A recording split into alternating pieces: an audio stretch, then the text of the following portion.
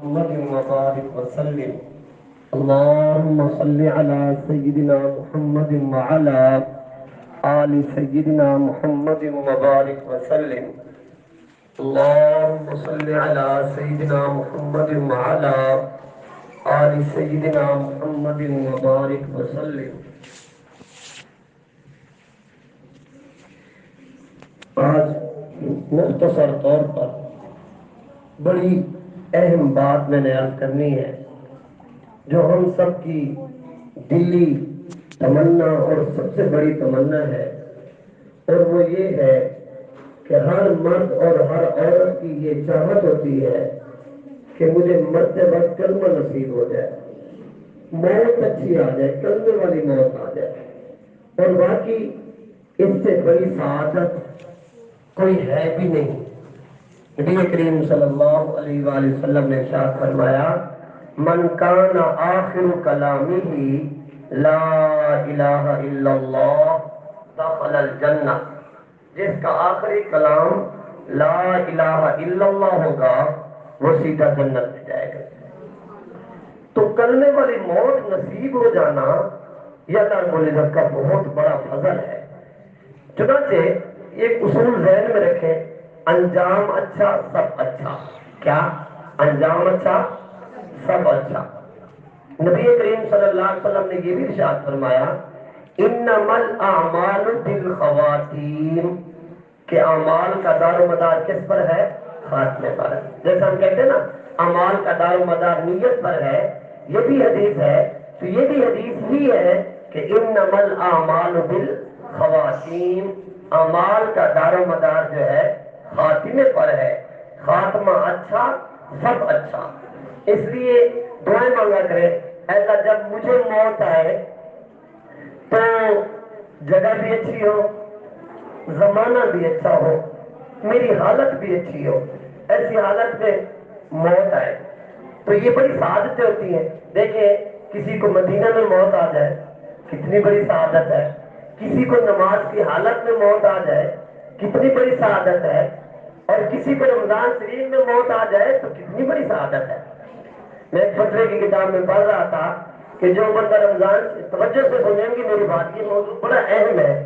جو بندہ رمضان شریف میں مر جاتا ہے یا جو عورت بچی مر جاتی ہے تو جو بھی ہو اس کو قبر کا عذاب نہیں ہوتا. یعنی صرف رمضان شریف میں مرنے کی وجہ سے، موت کی وجہ سے اللہ رب العزت اس سے قبر کا عذاب ہٹا لیتے ہیں. توجہ فرمائیں. اس پہ پھر سوال ہوا کہ رمضان شریف میں تو کافر بھی مر جاتے ہیں، تو کافروں کو بھی کیا قبر کا عذاب نہیں ہوگا؟ تو مفتیان کرام نے اس کا جواب دیا، جی ہاں، رمضان شریف میں مرنے کی برکت سے کافر کو کم از کم رمضان شریف میں عذاب قبر نہیں ہوگا. وہ ایک مہینہ عذاب قبر سے محفوظ ہو جائے گا. اور جو مسلمان مرد اور عورت رمضان شریف میں اگر فوت ہو جائے تو ان کو، کیونکہ رمضان شریف میں تو عذاب ہونا نہیں جب کافر کوئی نہیں ہے، اور پھر اللہ کی رحمت سے یہ بعید ہے کہ اللہ رمضان شریف میں تو اپنے مسلمان بندے کو عذاب نہ دے اور اس کے بعد عذاب دے، یہ ہو ہی نہیں سکتا. لہذا رمضان شریف میں مرنے والا عذاب قبر سے محفوظ ہو گیا. جب عذاب قبر پہلی منزل میں پار ہو گیا تو باقی منزلوں میں بھی بیڑا خود بخود پار ہو جائے گا. تو اچھی حالت میں موت آنا، اچھے وقت میں موت آنا، اچھی جگہ پہ موت آنا، یہ اللہ رب العزت کی بہت بڑی سعادت ہے، ہمارے لیے بہت بڑی سعادت ہے، بہت بڑی نعمت ہے. لہذا ہمارے اکابر نے 10 باتیں ایسی لکھی ہیں جن کی فکر کی جائے تو انسان کو آخری وقت میں کلمہ نصیب ہوتا ہے، اس کا خاتمہ بالایمان ہوتا ہے، خاتمہ بالخیر ہوتا ہے. ان میں اب میں یہ مختصر طور پہ عرض کرتا رہوں گا تو آپ حضرات اس میں توجہ فرمائیں. سب سے پہلی معزز خواتین، سب سے پہلی بات نکاح کی حفاظت. کس کی حفاظت؟ نکاح کی. جو بندہ اپنی بندی نکاح کی حفاظت کرے گا، کرے گی، مرتے وقت اس کو کلمہ نصیب ہوگا. اور جس کو بد نظری کی بیماری ہوگی وہ مرتے وقت کلمہ بھول جائے گی. اب ذرا دیکھیں یہ کتنا بڑا معاملہ ہے. محبت میں کیونکہ غیرت ہوتی ہے، اگر رب العزت برداشت نہیں کرتے کہ میرے غیر کی طرف کوئی جہاں میں نے روکا ہے للچائی ہوئی نظروں سے دیکھے، تو اللہ تعالیٰ کو یہ چیز برداشت نہیں ہے. دیکھیں بیوی اپنے شوہر سے کہتی ہے میں فاقہ برداشت کر سکتی ہوں، پھٹے پرانے کپڑے پہن کے گزارا کر لوں گی، روکھی سوکھی روٹی کھا لوں گی، لیکن اگر اس کا خامد کسی غیر عورت کی طرف ایک نظر اٹھا کے دیکھے تو بیوی کبھی نہیں برداشت کرتی. تو بیوی جب محبت کی نگاہ کسی پر برداشت نہیں کرتی تو اللہ رب العزت کیسے برداشت کر سکتے ہیں کہ انسان اپنے دل میں اللہ کے غیر کو بساتا پھرے. تو یہ پہلی چیز ہے نکاح کی حفاظت. اس سے انسان کو مرتے وقت کلمہ نصیب ہوتا ہے. یہ چھوٹی بات نہیں ہے، یہ گناہ اب عام ہو گیا. نبی کریم صلی اللہ علیہ وسلم نے فرمایا النظر سهم من سہام ابلیس مسموم، کہ نظر شیطان کے تیروں میں سے ایک زہر آلود تیر ہے. من ترکها مخافتی ابدلته ایمانا یجد حلاوتہ فی قلبی، جس نے اس کو میرے خوف کی وجہ سے بد نظری کو چھوڑ دیا، میں اس کو ایسا ایمان دوں گا کہ وہ اس کی مٹھاس اور حلاوت اپنے دل میں محسوس کرے گا. یہ اتنا بڑا انعام ہے. پھر جس دل میں حلاوت ایمان آ جائے گی لا تخرج منہ ابدا، اس بندے سے یہ حلاوت کبھی نکلے گی نہیں اس کے دل سے. یہ دلیل ہے کلمے پر موت آنے کی. توجہ فرمائیں، کلمے پر موت آنے کی دلیل کیا ہے کہ جو بندہ اور بندی اپنی نگاہ کی حفاظت کرے گی تو اللہ تعالیٰ اس کے بدلے میں اس کو کیا عطا فرمائیں گے؟ ایمان کی مٹھاس. اور یہ ایمان کی مٹھاس پھر دل میں آ جاتی ہے تو نکلتی نہیں ہے. لہذا جب دل میں ایمان کی حلاوت ہوگی تو مرتے وقت خود بخود اس کی زبان پہ جو ہے کلمہ جاری ہو جائے گا. اس لیے ہمیں اپنی نگاہوں کی حفاظت کرنا پڑے گا. یہ بہت ضروری عمل ہے. چنانچہ دہلی کا ایک مؤذن تھا، اذان دینے کے لیے اونچی جگہ پہ تھا مسجد کی چھت پہ. پہلے زمانے میں جب سپیکر وغیرہ نہیں ہوتے تھے تو اونچی جگہ پہ اذان دی جاتی تھی تاکہ دور دراز تک آواز جائے. تو وہ اذان دینے کے لیے چڑھا، لیکن دائیں بائیں اس کی نظر پڑی تو چھت پہ ایک بچی بیٹھی تھی، اس کی نظر پڑی تو وہ دل دے بیٹھا. بعض کتابوں میں سے اذان ہی نہیں دی، بعض کتابوں میں سے اذان دینے کے بعد وہ نیچے اترا اور اس نے مسجد کے پڑوس کا جو مکان تھا دروازہ بجایا اور اس نے پوچھا لگتا ہے کہ آپ نئے پڑوسی؟ انہوں نے کہا ہاں. تو کہا آپ کی بچی کی شادی ہو چکی ہے؟ نہیں. اگر آپ بچی کی شادی کرنا چاہیں تو میں شادی کرنے کے لیے تیار ہوں. تو بچی کے باپ نے کہا کہ آپ تو مسلمان ہیں اور مسلمان لگ رہے ہیں، ہم تو عیسائی ہیں، میری بیٹی سے شادی کرنے کے لیے آپ کو تو کافر ہونا پڑے گا، عیسائی ہونا پڑے گا. لیکن وہ ایسا انٹا ہو چکا تھا اس نے حامی بن لی.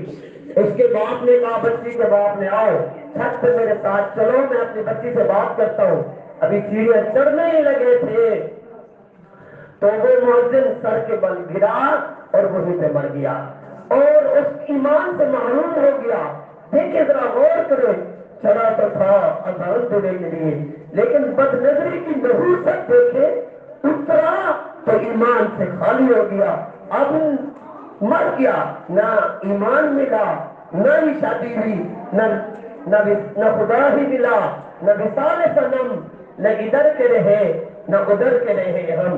تو یہ بد نظری اتنا بڑا گناہ ہے، اس سے مرتے وقت جو ہے کلمہ نصیب نہیں ہوتا بندے کو. اور جو نگاہ کی حفاظت کرتے ہیں ان کو مرتے وقت کلمہ نصیب ہوتا ہے. ایک کتاب میں پڑھ رہا تھا، میں ہل گیا کہ ایک بندے کو لوگ کلمہ پڑھا رہے تھے تو اس کی زبان سے کلمہ جاری نہیں ہو رہا تھا. اس سے کسی نے پوچھا تیری زبان سے کلمہ کیوں نہیں جاری ہو رہا؟ اس نے کہا میرے سے ایک مت پہ اور تولیہ خریدنے کے لیے آئی تھی، میں نے اس کو للچائی ہوئی نظروں سے دیکھا. اس گناہ کا وبال ہے کہ آج میری زبان پہ کلمہ جاری نہیں ہو رہا.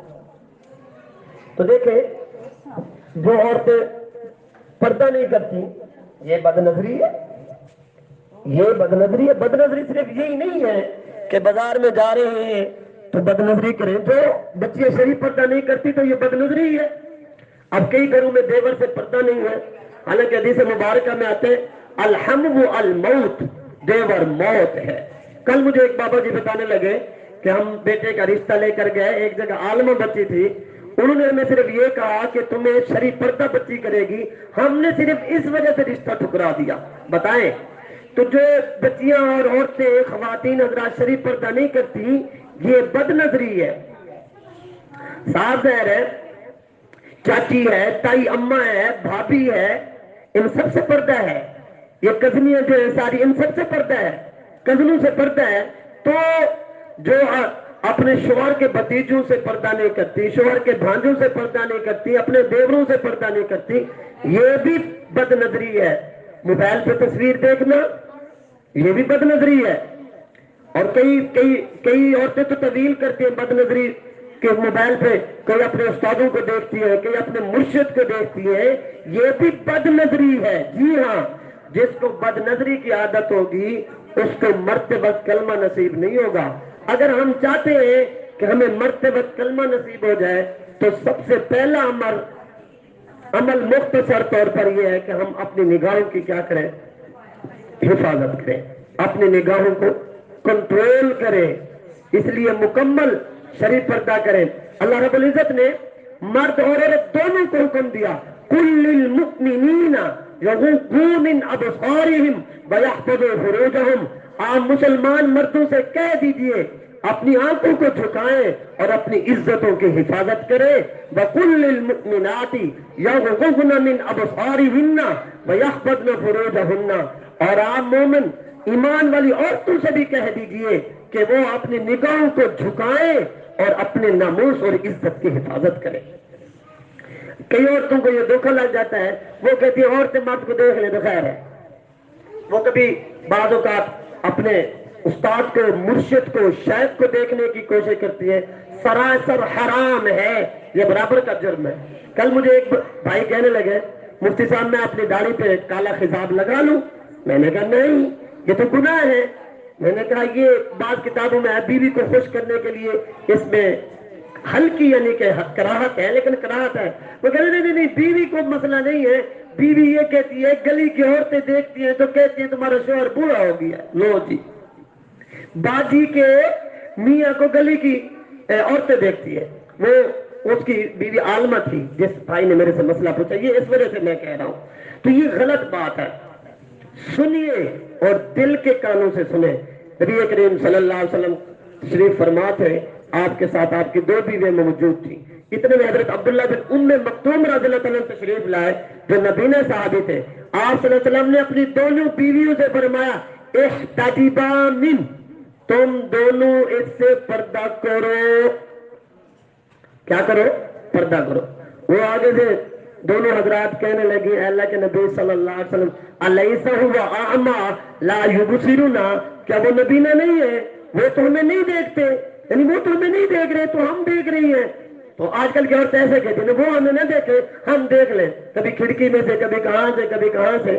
جی تو سنیے اور اس جواب کو آج دل کی تختی پہ لکھ کے لے جائیے. یہ میرا جواب نہیں ہے کہ آپ کے مفتی صاحب سخت ہیں جی، سختی کرتے ہیں.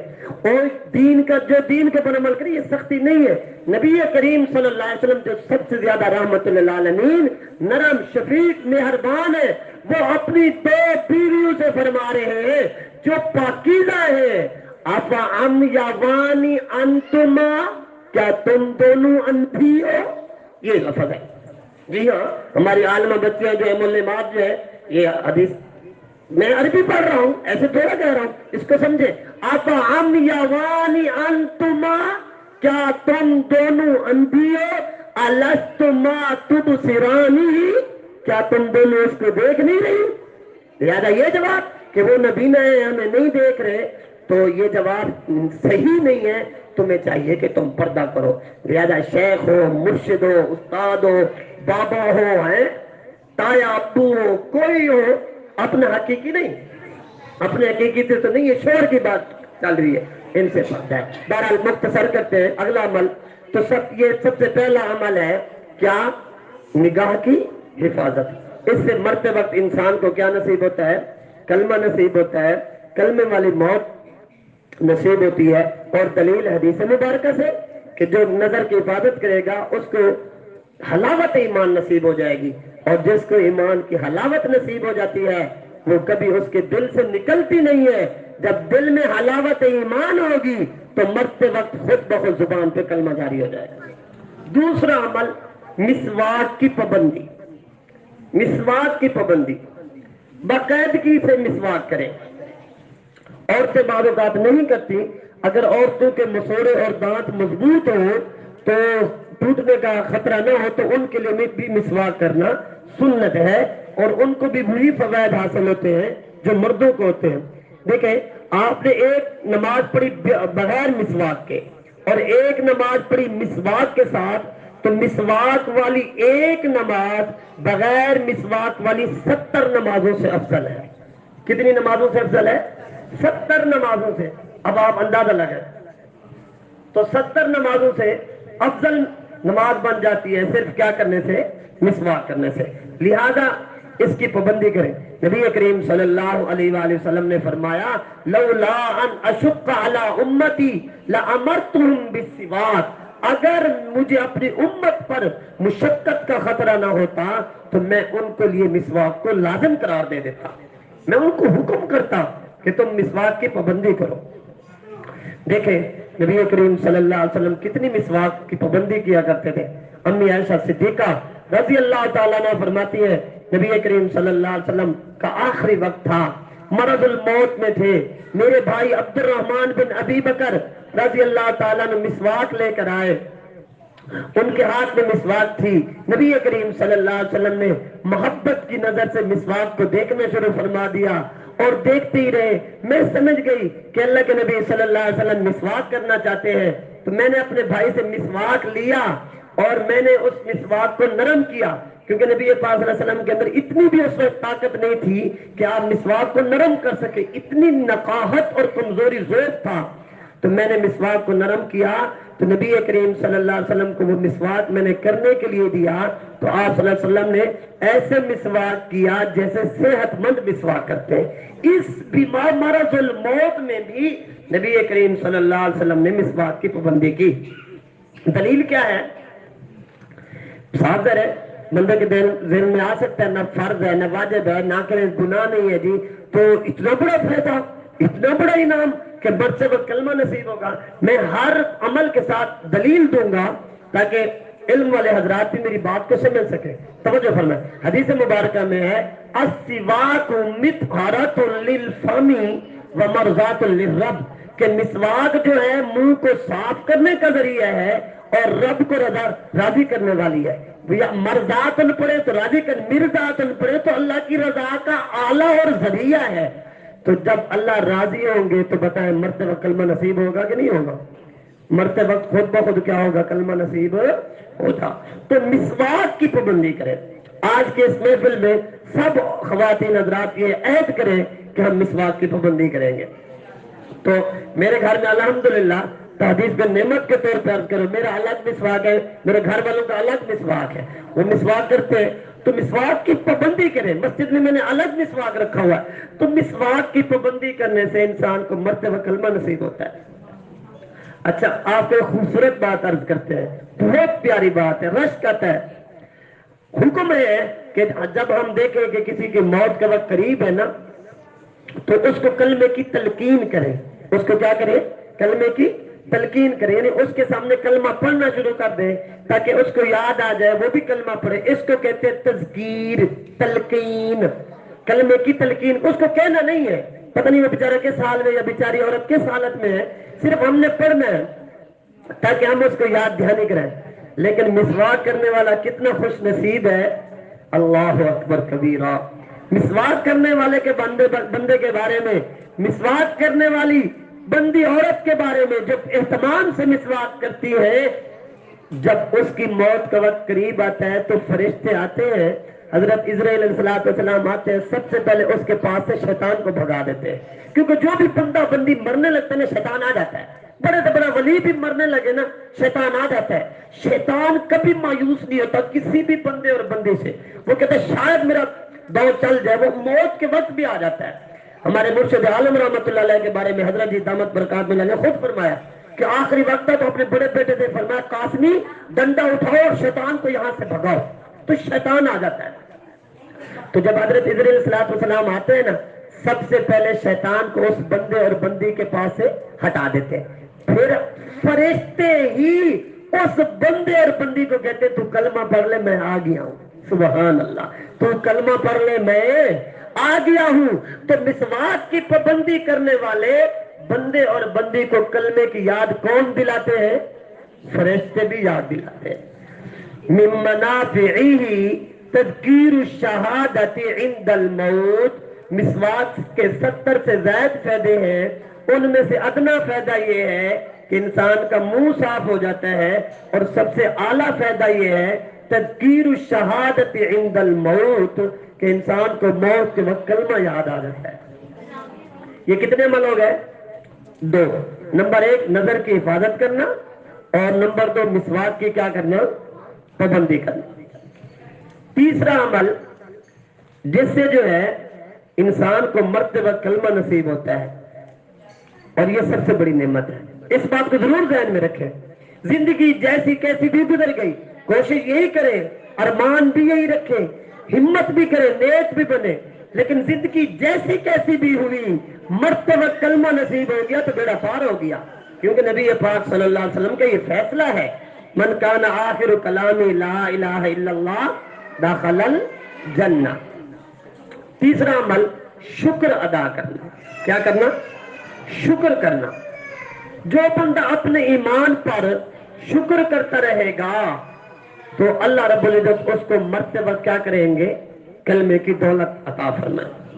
دلیل سنیے، قرآن عظیم الشان، اللہ رب العزت ارشاد فرماتے ہیں لئن شکرتم لازیدنکم، اگر تم میری نعمتوں کا شکر ادا کرو گے تو میں تمہیں اور زیادہ عطا کروں گا۔ لازیدنکم، یہ تاکید ہے، نون تاکید سکیلا، لام بھی تاکید، قسم کا معنی بن جاتا ہے۔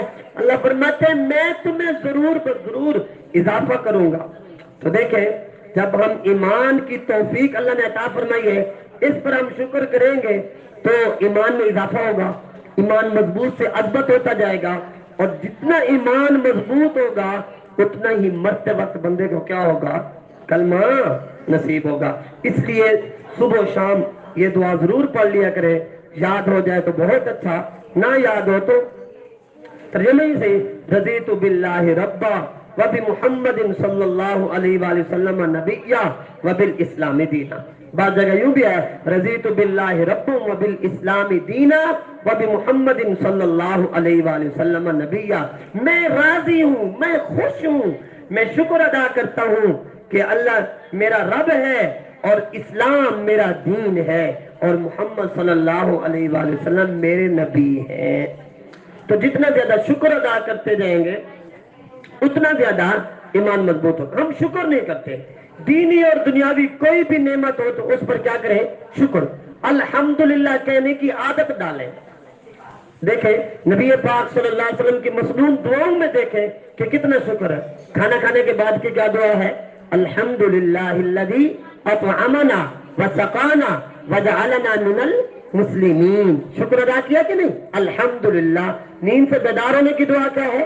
الحمدللہ الذی احیانا بعدما اماتنا والیہ النشور۔ شکر ادا کیا کہ نہیں؟ اچھا قضاء حاجت کے لیے بیت الخلاء گئے، بیت الخلاء سے واپس ہے تو کیا دعا مانگی؟ غفرانک الحمدللہ الذی اذهب عنی الاذی وعافانی۔ دیکھیں شکر ہے کہ نہیں ہے؟ نئے کپڑے پہنے تو کیا کہا؟ اللہم لک الحمد انت کسوتنی، شکر۔ پانی پینے کے بعد الحمدللہ، شکر۔ ایک ایک بات پہ شکر ادا کیا تو جتنا زیادہ شکر ادا کرتے جائیں گے اتنا نعمتیں بڑھتی جائیں گی۔ ہمارے قادر فرماتے ہیں 2 لفظوں کی تو بندے کو عادت ہونی چاہیے، ایک الحمدللہ اور ایک جزاک اللہ۔ یہ 2 لفظ ضرور اللہ کے لیے الحمدللہ کہتے رہے، اور بندے کسی بندے سے کوئی بھی نعمت پہنچے تو اس کو کیا کہ جزاک اللہ جزاک اللہ۔ ہم نے اپنے حضرت دامت برکات میں لالیہ کو الحمدللہ اور جزاک اللہ بہت کثرت سے کہتے ہوئے دیکھا ہے۔ ویسے مناسب تو نہیں، آپ اپنا ہی چھوٹا سا ایک واقعہ سناتے ہیں۔ ایک میں تو میرے ایک دوست کا مجھے فون آیا تو اس نے میرے سے تقریباً 10-11 سوال کیے، آپ ٹھیک ہے؟ میں نے کہا الحمدللہ، بچے ٹھیک الحمدللہ، گھر والے ٹھیک الحمدللہ، مسجد مدرسہ ٹھیک الحمدللہ، صحت ٹھیک الحمدللہ۔ اس نے 10-11 مرتبہ کا قدرتی کیفیت کچھ ایسی تھی تو میں اس کو الحمدللہ الحمدللہ ہی جواب دیتا رہا۔ اس نے آخر میں مجھے کہا کہ آپ کی بیوی نے آپ کو ایک ہی سبق سکھایا ہوا ہے الحمدللہ الحمدللہ۔ میں نے کہا جی الحمدللہ ایک ہی سبق سکھایا ہے۔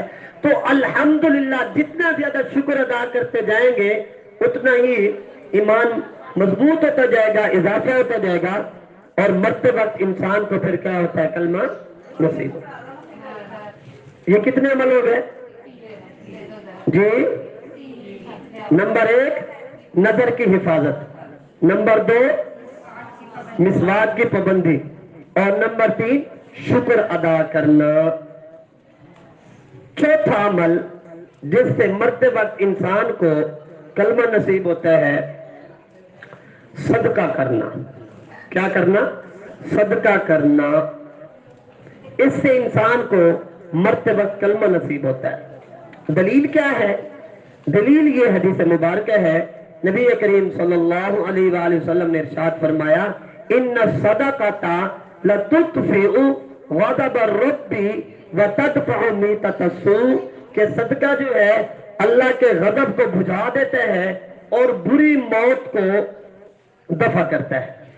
بتائیں جب بری موت کو دور کرتا ہے صدقہ تو سب سے بری موت، سب سے بڑی مصیبت ہی یہی ہے کہ انسان کو مرتے وقت کلمہ نصیب نہ ہو۔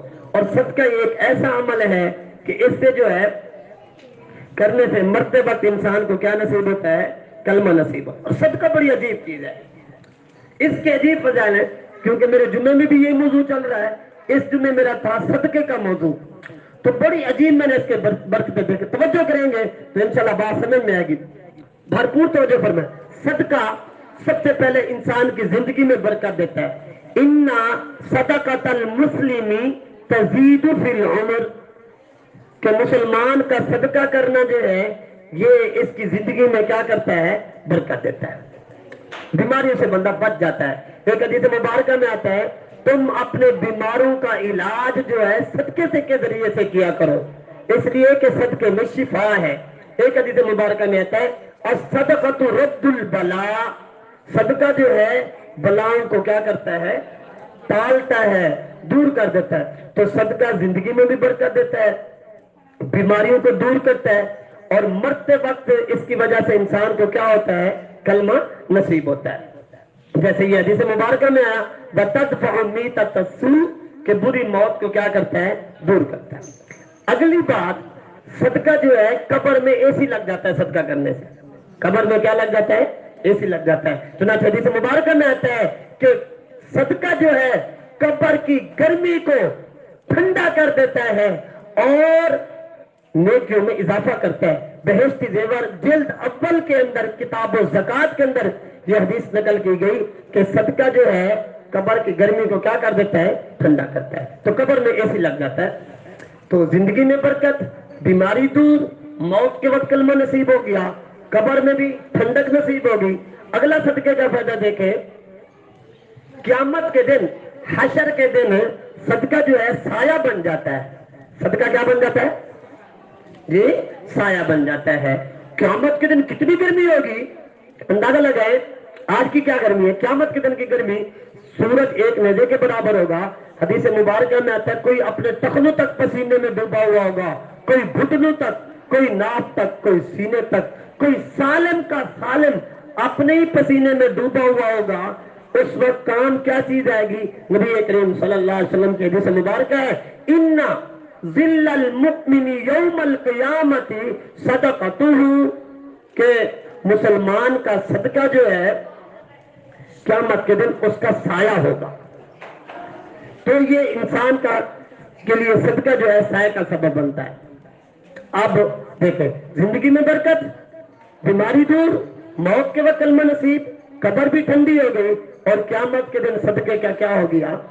سایہ بھی نصیب ہو جائے گا۔ اور یقین مانے یہ صدقہ بڑی عظیم نعمت ہے۔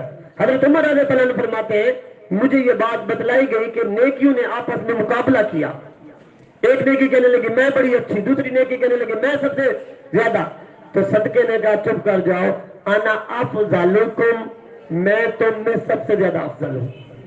تو صدقہ یہ اتنی بڑی نعمت ہے، اور یاد رکھیں یہ میرا ایک الگ موضوع ہے، میں اس کو شروع نہیں کرتا، صرف اشارہ کرتا ہوں کہ انسان قیامت کے دن بہت ساری آرزویں کرے گا۔ ایک مرتبہ اس موضوع پہ بھی میں نے جمعہ پڑھایا تو میں نے قرآن پاک سے تلاش کیا، درجن آرزویں ملتی ہیں جو انسان تمنا کرے گا، ان میں سے ایک یہ بھی ہے قیامت کے دن انسان تمنا کرے گا اور کہے گا یقول یا لیتنی قدمت لحیاتی، اے کاش میں نے اپنی اس زندگی کے لیے کچھ آگے بھیجا ہوتا، میں نے صدقہ کیا ہوتا۔ تو جہنم کو جب دیکھے گا نا تو یہ تمنا کرے گا وَجِيءَ يَوْمَئِذٍ بِجَهَنَّمَ يَوْمَئِذٍ يَتَذَكَّرُ الْإِنسَانُ وَأَنَّى لَهُ الذِّكْرَى يَقُولُ يَا لَيْتَنِي قَدَّمْتُ لِحَيَاتِي۔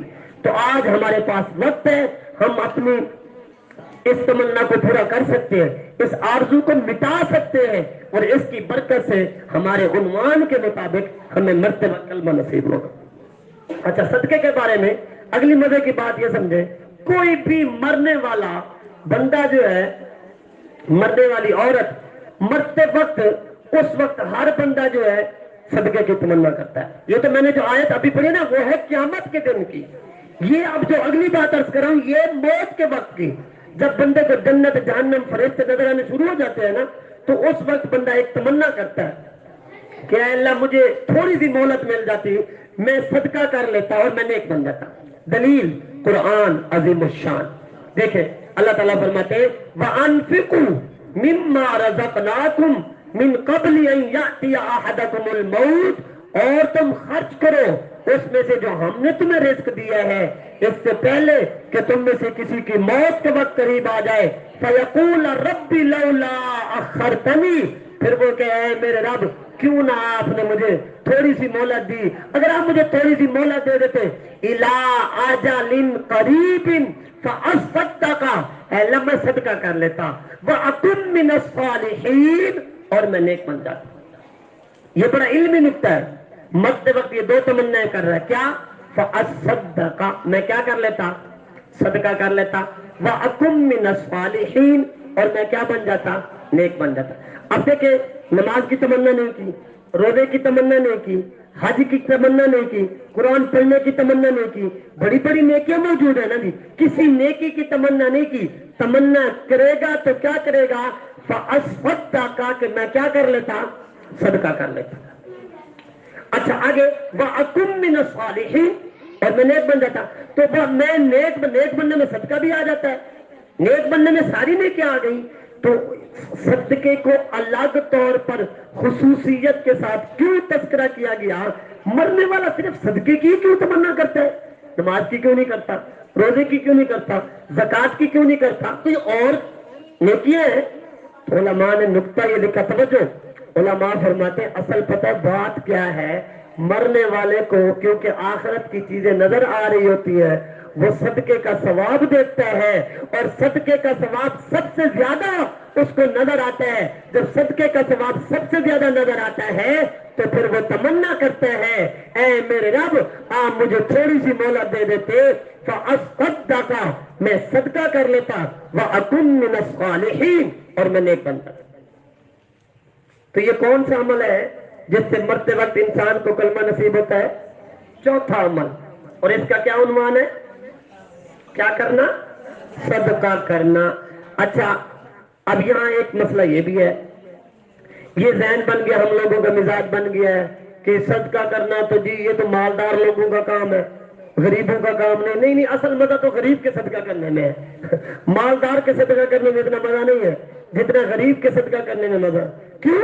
نبی کریم صلی اللہ علیہ وسلم نے فرمایا افضل الصدقہ جہد المقل، کہ افضل صدقہ ہے غریب کا صدقہ کرنا، کہ وہ محنت کر کے مشقت اٹھا کے جب صدقہ کرتا ہے تو اللہ تعالیٰ کو اس پہ بہت پیار آتا ہے، یہ افضل ترین صدقہ ہے۔ اچھا دیکھیں، ایک عورت لاکھوں پتی ہے، اس کے پاس کئی لاکھ ہیں، اس نے جو ہے نا 1 لاکھ خرچ کر دیا، ٹھیک ہو گیا، اور ایک عورت غریب عورت ہے، اس کے پاس 1000 ہے، اس نے 1000 میں سے مثال دے رہا ہوں 10 روپے خرچ کیا، یا اس نے 500 خرچ کیا، 100 خرچ کیا، تو وہ جو لاکھوں پتی عورت تھی نا، اس نے 1 لاکھ خرچ کیا، اس کو اتنا ثواب نہیں ملے گا جتنا اس کو ملے گا۔ اس کے آسان سے مثال سمجھیں، یہ واضح حدیث مبارک ہے کہ ایک بندہ 1,00,000 درہم خرچ کرتا ہے اور ایک بندہ 1 درہم خرچ کرتا ہے، ادھر 1,00,000 درہم خرچ کرنے والے کو اتنا ثواب نہیں ملتا جتنا 1 درہم خرچ کرنے والے کو اللہ تعالیٰ ثواب عطا فرماتے ہیں۔ کیوں؟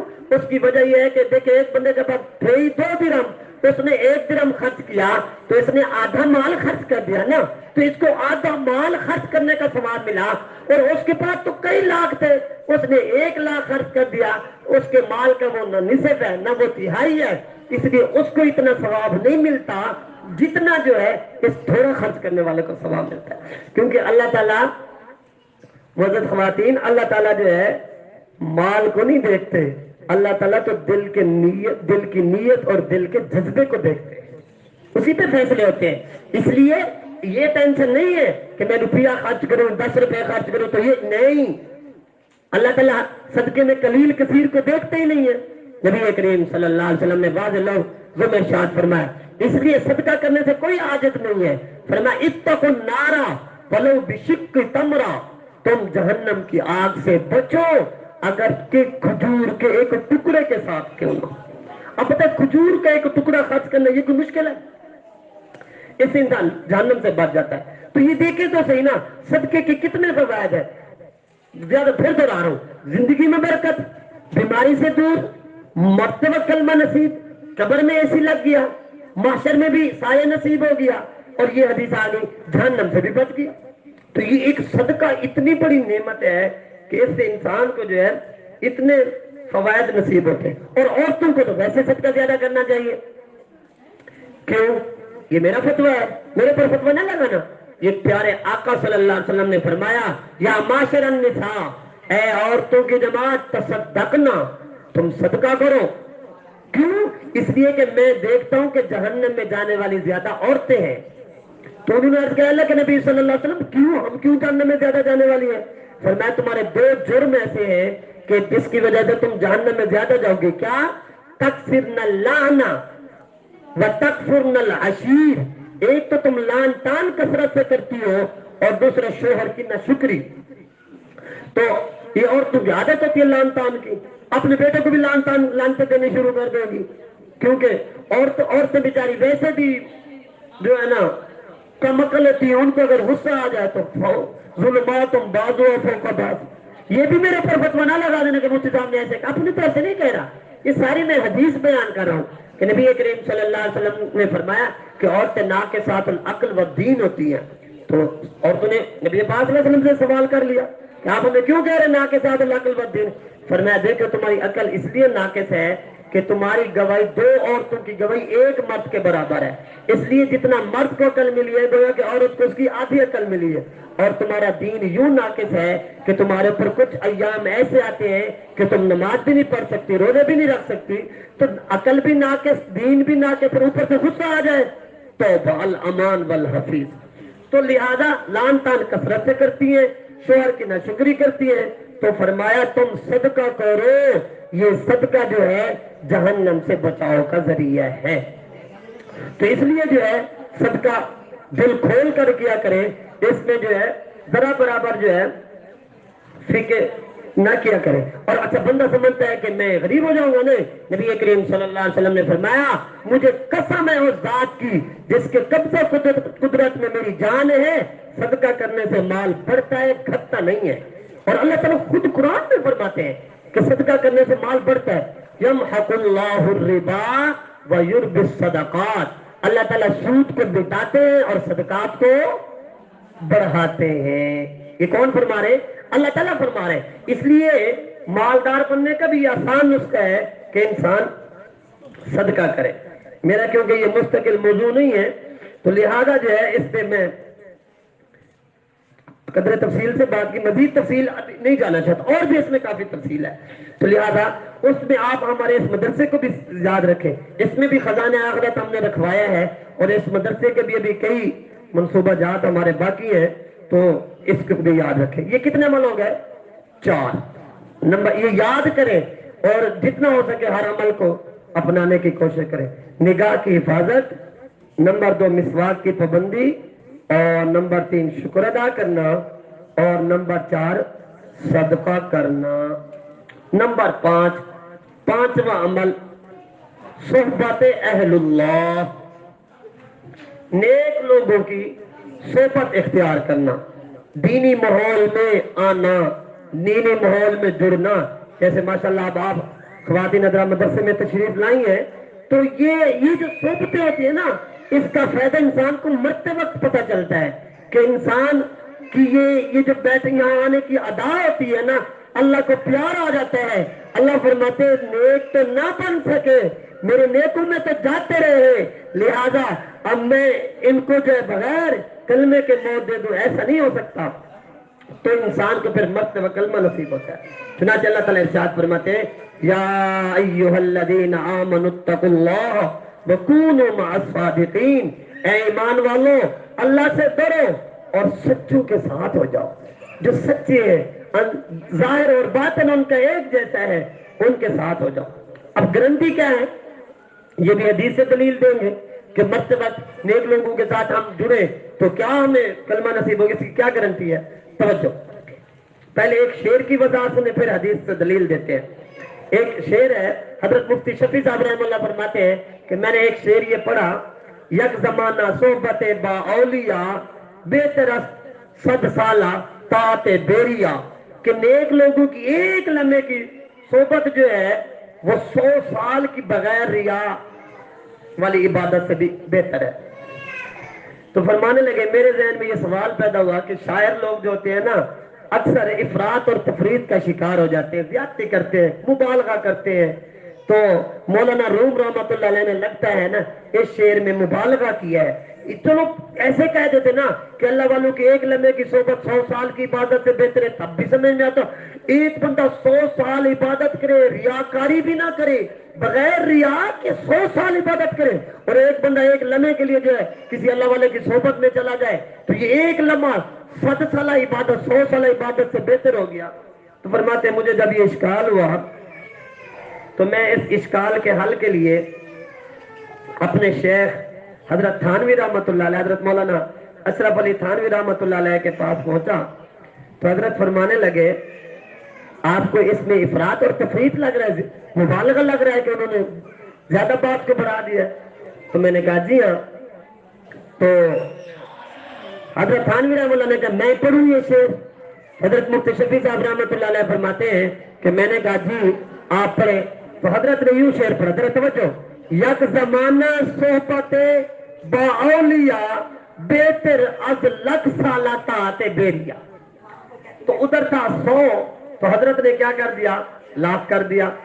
تو حضرت مفتی شفیع صاحب رحمۃ اللہ علیہ کہنے لگے حضرت 100 سال تو سمجھ نہیں آ رہے تھے اور آپ نے لاکھ سال کر دیا.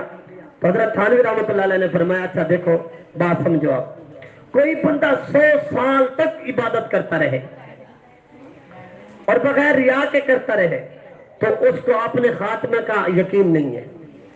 اس کو یقین نہیں ہو سکتا کہ اس کا خاتمہ اچھا ہوگا، گارنٹی نہیں ہے. شیطان کی مثال دیکھ لیں، اس نے کتنی عبادت کی، لاکھوں سال عبادت کی، لیکن انجام اچھا نہ ہوا. قرآن مجید میں اللہ تعالیٰ نے تذکرہ کیا اور قیامت تک اس کے اوپر لعنت برسا دی.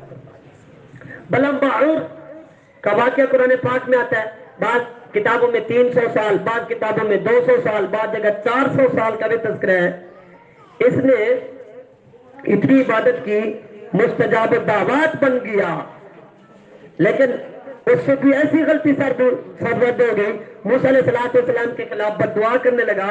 تو اللہ تعالیٰ نے قرآن پاک میں اس کا تذکرہ کیا اور فرمایا وَلَوْ شِئْنَا لَرَفَعْنَاهُ بِهَا، اگر ہم چاہتے ہم اس کو بلند کر دیتے، وَلَكِنَّهُ أَخْلَدَ إِلَى الْأَرْضِ وَاتَّبَعَ هَوَاهُ فَمَثَلُهُ كَمَثَلِ الْكَلْبِ. یہ پڑھتے ہیں ڈر لگتا ہے، یا اللہ تیری شان بے نیازی، یہ 400 سال عبادت کرنے والا آپ فرما رہے ہیں فَمَثَلُهُ كَمَثَلِ الْكَلْبِ، اس کی مثال کتے جیسی ہے.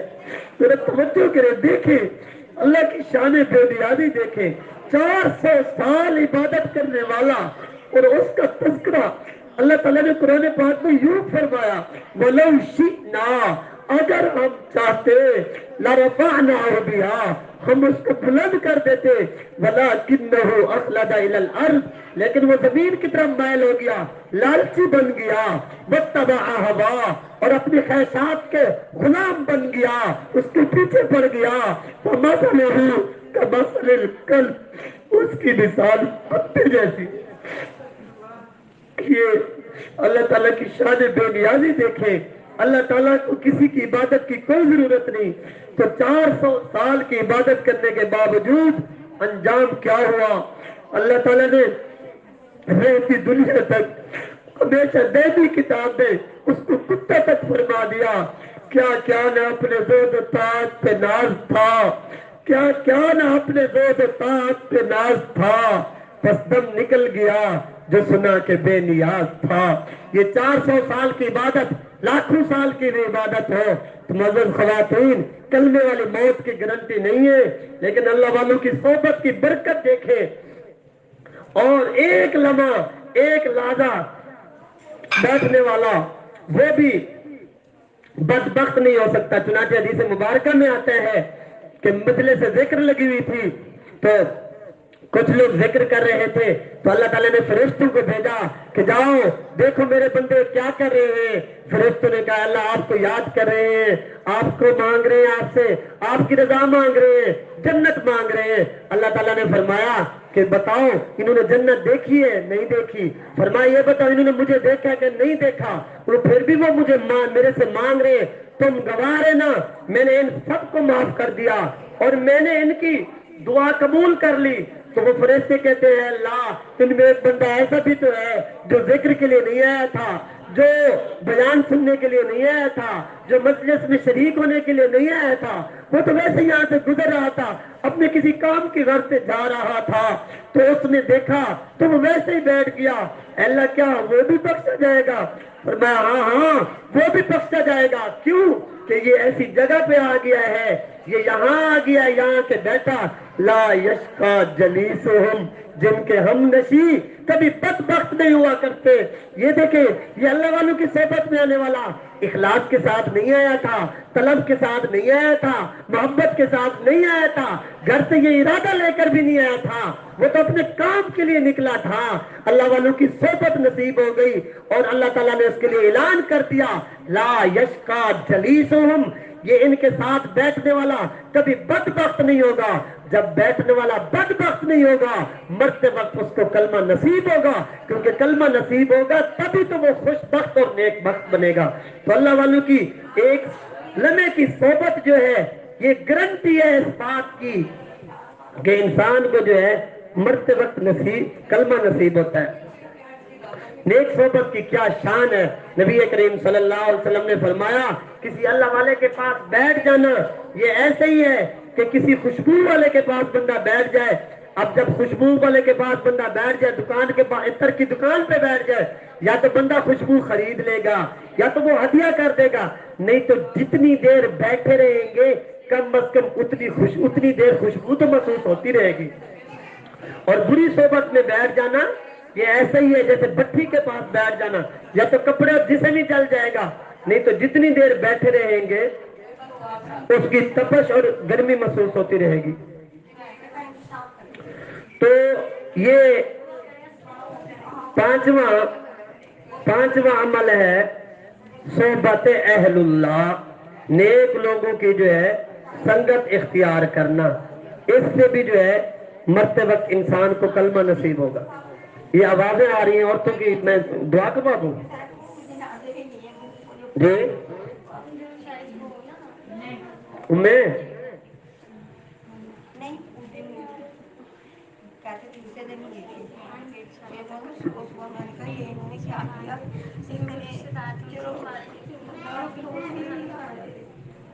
یہ محمد کے بھائی آواز ہے کیا دعا کرا دوں؟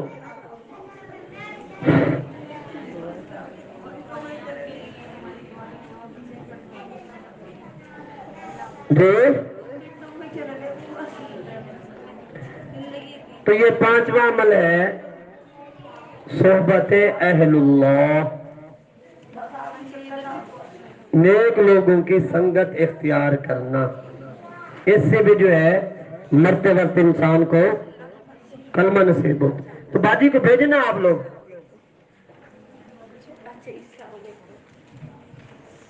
دعا کرو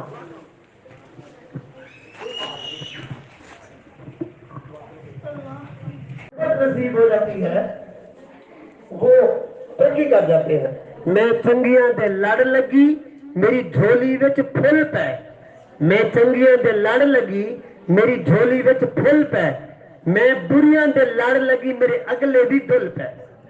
تو انسان جب اچھے لوگوں کے پاس بیٹھتا ہے اٹھتا ہے تو اس کی جھولی میں جو ہے وہ پھول آتے ہیں نیکی کے، اور جب بری صحبت میں لگ جاتا ہے تو پھر وہ بھی گر جاتے ہیں۔ علامہ اقبال رحمۃ اللہ علیہ نے اپنے بیٹے کے بارے میں یہ کہا، ہوئی نزاغ میں پیدا بلند پروازی، خراب کر گئی شاہی بچے کو صحبت زاغ، حیا نہیں ہے زمانے کی آنکھ میں باقی، خدا کرے کہ جوانی تیری رہے بے داغ۔ زاغ کہتے ہیں کوے کو، اور شاہین کہتے ہیں باز کو۔ تو باز اونچا اڑتا ہے اور کوا اونچا اڑ نہیں سکتا تھا، اب ان کی ہوگی دوستی، باز نے کہا بھی آپ اوپر آ جائیں، اس نے کہا میں اوپر نہیں آ سکتا، تو لامحالہ جو ہے شاہین کو نیچے آنا پڑا۔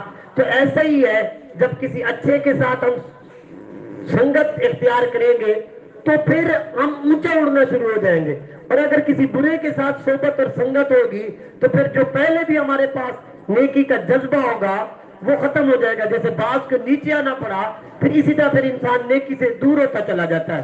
ہوئی نزاغ میں پیدا بلند پروازی، خراب کر گئی شاہی بچے کو صحبت زاغ، حیا نہیں ہے زمانے کی آنکھ میں باقی، خدا کرے کہ جوانی تیری رہے بے داغ۔ تو بہرحال یہ آدھے اعمال میں نے عرض کیے ہیں۔ اللہ رب العزت ہم سب کو ایمانی قرآنی ایمانی زندگی نصیب فرمائے، اور موت بھی ہم سب کی ایمانی قرآنی اسلامی اپنے اپنے وقت پہ ہے۔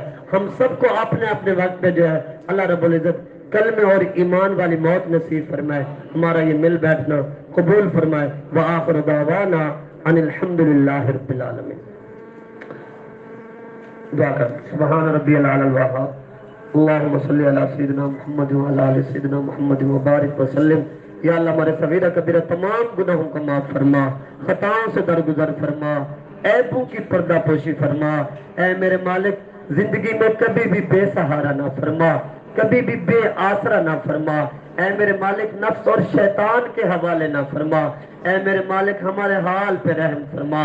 اے کریم آقا آپ نے قرآن پاک میں فرمایا ہے وَأَمَّا السَّائِلَ فَلَا تَنْهَرْ، سوالی کو انکار نہ کرو۔ اے میرے مالک ہم بھی تو آپ کے در کے سوالی ہیں، اے اللہ ہمیں انکار نہ کر دیجئے۔ اے اللہ آپ نے قرآن پاک میں فرمایا انما الصدقات للفقراء، صدقہ فقیروں کا حق ہے۔ اے اللہ جب صدقہ فقیروں کا حق ہے، اور دوسرے مقام پہ آپ نے فرمایا یا ایھا الناس انتم الفقراء، اے لوگوں تم سب فقیر ہو۔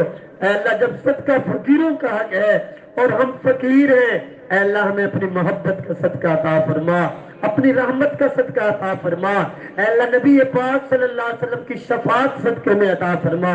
اے میرے مالک آپ نے قرآن پاک میں فرمایا ہے کہ اچھے لوگ بروں کے ساتھ اچھائی والا معاملہ کریں۔ اے اللہ آپ نے ہم بروں کو فرمایا کہ ہم اچھائی والا معاملہ کریں بروں کے ساتھ، کمزوروں کو آپ یہ فرما رہے ہیں۔ اے اللہ جب آپ ہمیں یہ فرما رہے ہیں، ہم برے ہیں، ہم خطا کار ہیں، گناہگار سیاہکار ہیں، اللہ آپ تو اچھے ہیں، اللہ ہمارے ساتھ اچھائی والا معاملہ فرما۔ اے میرے مالک بروں سے تو برائیاں ہی صادر ہوتی ہیں، اے اللہ لیکن اچھے تو اپنی اچھائیاں نہیں چھوڑتے۔ اے اللہ ہمارے ساتھ اچھائی والا معاملہ فرما، رحمت والا معاملہ فرما، درگزر والا معاملہ فرما۔ اے اللہ آپ کو اپنی رحمت پہ بڑا ناز ہے، آپ نے قرآن پاک میں اس کے بڑے تذکرے کیے ہیں۔ اے اللہ ہمارے ساتھ رحمت کا معاملہ فرما، درگزر والا معاملہ فرما۔ اے میرے مالک کریم آقا اپنی سچی محبت نصیب فرما، ہڈی ہڈی بوٹی بوٹی میں اپنی محبت پیدا فرما، انگ انگ سے اپنے ذکر کو جاری فرما، रुए रुए से अल्लाह गुनाहों के खोट को निकाल दीजिए। ऐ मेरे मालिक मेहरबानी वाला मामला फरमा। अल्लाह हम आपके सामने सच्ची तौबा करते हैं, अल्लाह हमारे तौबे को कबूल फरमा। अल्लाह हमें पाकीज़ा जिंदगी नसीब फरमा। अल्लाह हमें गुनाहों से बचा लीजिए। ऐ मेरे मालिक हमें गुनाहों से पाकीज़ा जिंदगी नसीब फरमा।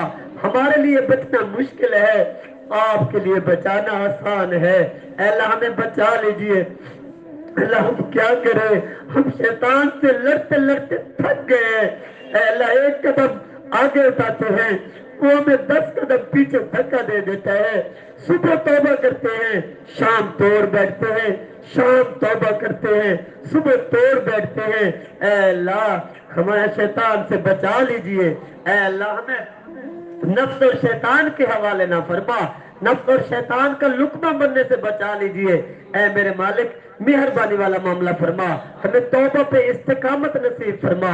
ऐ मेरे मालिक हमने देखा है जब छोटा बच्चा चलने लगता है और चलते चलते जब गिरने लगता है तो उसको बाप उसको गिरने नहीं देता, उसको पकड़ लेता है। ऐ अल्लाह हमें गिरने से बचा लीजिए, भटकने से बचा लीजिए। ऐ मेरे मालिक फिसलने से बचा लीजिए। ऐ मेरे मालिक मेहरबानी वाला मामला फरमा। ऐ मेरे मालिक ये जितनी मौजूद खवातीन दूर करीब से तशरीफ लाई है, अल्लाह सबकी नेक मुरादों को पूरा फरमा, अल्लाह सबकी दिली मुरादों को पूरा फरमा। ऐ मेरे मालिक हमने ये सुना है, देखा है कि जहां औरतें चली जाती हैं हट के, अल्लाह लोग तो कत्ल के मुकदमे भी माफ कर देते हैं। अल्लाह लोग भी माँ बेटी का लिहाज करते हैं। अल्लाह आप भी माँ बेटी का लिहाज कर लीजिए। अल्लाह इनके उठे हुए हाथों की लाज रख लीजिए। अल्लाह इनकी बरकत से हम गुनहगारों को भी माफ फरमा दीजिए। अल्लाह यकीनन इस मजलिस में छोटे बच्चियों में भी छोटी बच्चियां भी मौजूद होंगी। अल्लाह वो तो मासूम है, अल्लाह वो तो पाक है। अल्लाह उनके मासूम और पाक हाथों का वास्ता देते हैं। अल्लाह हमारी दुआ को कबूल फरमा लीजिए। ऐ मेरे मालिक मेहरबानी वाला मामला फरमा लीजिए। अल्लाह मांगने वाला अपने ज़र्फ के मुताबिक मांगता है, देने वाला अपनी शान के मुताबिक देता है। ऐ मेरे मालिक हमने अपने ज़र्फ के मुताबिक मांगा, आप हमें अपनी शान के मुताबिक अता फरमा दीजिए। ऐ मेरे मालिक उठने से पहले हमें माफ कर दीजिए। अल्लाह माफी दे दीजिए। आपने माफ नहीं करना अल्लाह तो फिर भी माफ कर दीजिए। फग़फिर लना व इल्लम तग़फिर लना फग़फिर लना। अल्लाह आपने अगर माफ नहीं करना फिर भी माफ कर दीजिए। अल्लाह हमारा इसके अलावा कोई गुजारा नहीं है। अल्लाह आपके बचाने वाले लाखों करोड़ों बंदे हैं। अल्लाह हमारा तो आपके सिवा कोई नहीं है। आपके तो लाखों करोड़ अरबों खरबों बंदे हैं। अल्लाह हमारे सामने आपके दर के सिवा कोई दर नहीं है। अल्लाह दुनिया के फकीर का तो कोई मसला नहीं, उसे एक दर से न मिले दूसरे पे चला जाता है, दूसरे से न मिले तीसरे पे चला जाता है। ऐ मेरे मालिक हमारे सामने आपके दर से सिवा कोई दूसरा दर नहीं है। अल्लाह हमारे लिए अपनी रहमत का दरवाजा खोल दीजिए। अल्लाह हमें अपने दर से दूर ना कर दीजिए। अल्लाह कभी धुतकार न देना। हम अच्छी तरह समझते हैं जो आपके दर से खाली उठता है वही बदबख्त हुआ करता है। अल्लाह में बदबख्त होने से बचा लीजिए। ऐ मेरे मालिक मेहरबानी वाला मामला फरमा लीजिए। अल्लाह दुनिया वाले तो हमारे से वैसे भी मुंह फेरे हुए हैं, मुंहवंडा कहते हैं और हमें पता नहीं क्या कुछ कहते हैं। ऐ मेरे मालिक आप हमारे से राजी हो जाइए। अल्लाह आप हमसे नाराज ना हो जाना। अगर आप नाराज हो गए फिर हमारा क्या बनेगा, हमारी विचार से ऐसे हो जाएगी धोबी का कुत्ता न घर का न घाट का। ऐ मेरे मालिक हमारे हाल पे रहम फरमा। ऐ अल्लाह हमें अपने बख्शे हुए बंदों में शामिल फरमा। है मेरे मालिक आपके सामने हाथ जोड़ते हैं, आपके पैर पकड़ते हैं। मेरे मालिक माफी अता फरमा दीजिए। है मेरे मालिक मेहरबानी वाला मामला फरमा। ऐसा हमें बनाना भी नहीं आता, आपको राजी करना भी नहीं आता। हमने देखा है जब बच्चा माँ से माफी मांगता है और उसको मनाना भी नहीं आता तो माँ उस बहाने से अल्लाह अपने बच्चे से राजी हो जाती है। ऐ मेरे मालिक आप तो माँ से भी 70 गुना ज्यादा मोहब्बत करते हैं। ऐ मेरे मालिक हमारे से राजी हो जा, हमें अपनी सच्ची मोहब्बत नसीब फरमा। ऐ अल्लाह آج جو ہم نے یہ عنوان شروع کیا ہے، اے اللہ ہمیں بھی یہ سعادت نصیب فرمانا۔ اے اللہ ایک چھوٹی سی تمنا ہے، چھوٹی سی ایک حسرت ہے، ہم نے دیکھا ہے والدین اپنے بچوں کی چھوٹی چھوٹی تمناؤں کو پورا کر کے خوش ہو جاتے ہیں۔ اے اللہ آج ہماری بھی ایک چھوٹی سی تمنا ہے، ایک چھوٹی سی حسرت ہے کہ اے اللہ جب بھی آپ ہمیں اے اللہ موت کا فیصلہ فرمائے، ہماری اس تمنا کو پورا کر دینا، پہلے ہم سے راضی ہو جانا، پھر ہمیں اپنے پاس بلا لینا۔ اے اللہ ہم سب کو مرتے اور کلمے والی موت عطا فرمانا، اے اللہ کلمے اور ایمان والی موت عطا فرمانا۔ اے اللہ آپ ہم سے راضی ہو پھر ہمیں اپنے پاس بلا لینا۔ آپ نے خود قرآن میں فرمایا انه من یأتی ربہ مجرما فإن له جہنم، جو اپنے رب کے پاس مجرم بن کر آئے گا اس کے لیے جہنم ہے۔ اللہ ہم ہے تو مجرم، لیکن مجرم بن کر آپ کے پاس آنا نہیں چاہتے۔ استاد ناراض ہو، بچہ اکیلا نہیں آتا، اپنے باپ کو ساتھ لے کے جاتا ہے۔ استاد ناراض ہے، بازی ناراض ہو، بچی اکیلی نہیں آتی ہے، ماں کو ساتھ لے کے آتی ہے۔ اے اللہ جب آپ ناراض ہو گے ہم آپ کے پاس کس منہ سے آئیں گے؟ کیا منہ دکھائیں گے؟ آقا صلی اللہ علیہ وسلم کو کیا منہ دکھائیں گے؟ اپنے اساتذہ مشائخ کے سامنے کس منہ سے جائیں گے؟ اے میرے مالک بس ہماری اس تمنا کو آج قبول کر لیجیے۔ جب بھی آپ ہمیں بہت دیر پہلے ہم سے راضی ہو جانا، پھر ہمیں اپنے پاس بلا لینا۔ جب بھی ہماری اے اللہ موت کا وقت ہے، ہماری زبان پہ لا الہ الا اللہ جاری ہو، یہی پڑھتے پڑھتے ہم آپ کے پاس آ جائے۔ اے اللہ یہ معاملہ پریکٹیکل طور پہ ہو جائے، جیسے امام ابو ذر رحمہ اللہ کے بارے میں آتا ہے، انہوں نے جیسے یہ جملہ کہا، حدیث پڑھی، من کان آخر کلام لا الہ الا اللہ دخل الجنہ۔ اے اللہ پھر ان کے اوپر بات کر گئی، ہمارا بھی ایسا ہی معاملہ۔ اللہ ہمارے اس قدر سے کچھ دن دگنی رات چوگنی ترقی نصیب فرما، ہر قسم کے شرور سے محفوظ فرما، حاسدین کے حسد سے محفوظ فرما۔ اے اللہ معاونین مال جان میں برکت عطا فرما۔ اے میرے مالک اس کو دونوں طرح سے آباد فرما، اس کے یا اللہ تعلیمی طور پر بھی آباد فرما، اللہ اس کو مینار نور فرما، اللہ اس کے فیض کو دنیا کے کونے کونے میں پہنچا۔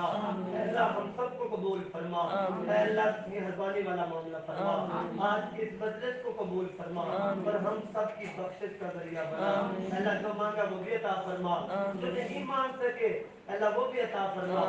لاکھوں دلوں کے بھید جانتے ہیں، حاضرین محفل کی تمام نیک مرادوں کو پورا فرما، ہماری دعاؤں کو اپنی رحمت سے قبول فرما۔ ربنا تقبل منا انك انت السميع العليم وتب علينا انك انت التواب الرحيم، صلى الله تعالى على خير خلقه محمد وآله وصحبه اجمعين، آمين برحمتك يا ارحم